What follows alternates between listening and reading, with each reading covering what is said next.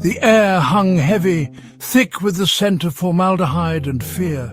The only sound was the drip, drip, drip of a leaky faucet, each drop echoing in the cavernous silence of the mortuary. The flickering fluorescent lights cast long dancing shadows on the tiled walls, giving the impression of unseen movement. It was a place where the living seldom dared to tread, a sanctuary for the silent and the still. Stanley, the old mortician, shivered, pulling his threadbare cardigan tighter around his bony frame. He'd been working here for 40 years, but he never quite got used to the cold or the silence. It was a silence that seemed to press down on him, suffocating him. A silence that spoke of things unseen, things best left undisturbed. Tonight, however, felt different. There was a tension in the air, a prickling at the back of his neck that sent chills down his spine. He wished he hadn't agreed to the late shift.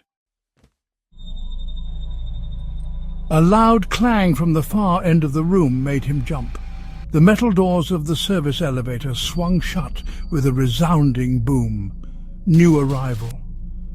Stanley sighed, tucking his clipboard under his arm.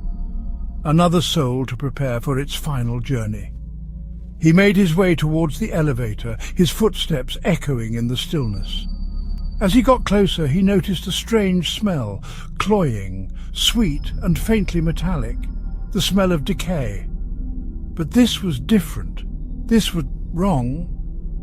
He pulled the elevator door open. The body lay on a gurney covered with a white sheet. It was a man by the looks of him, tall and broad-shouldered.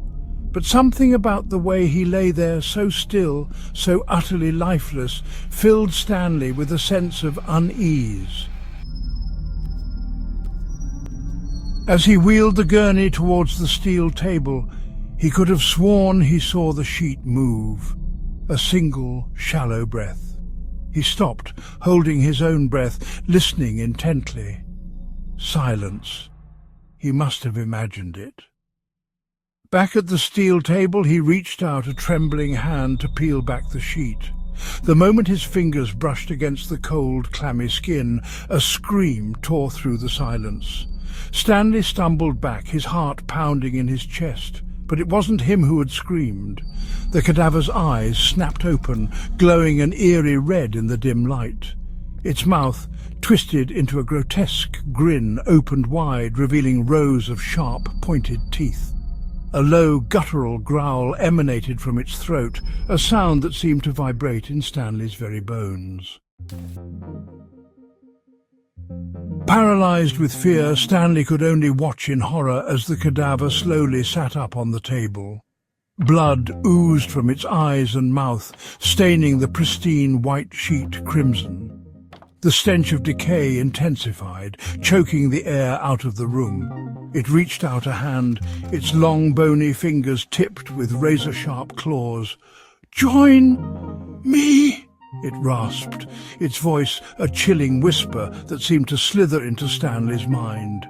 Stanley backed away, his foot catching on the edge of the gurney. He stumbled, falling hard onto the cold concrete floor. He scrambled back, desperate to escape, but the cadaver was already sliding off the table, its glowing eyes fixed on him with malevolent intent. "No, stay back!" Stanley cried, his voice hoarse with terror. But the cadaver continued its relentless advance, its eyes burning with an unholy light. Tonight, there would be no escape from death. Tonight, the mortuary would claim another soul. Please like and subscribe. I will be forever grateful.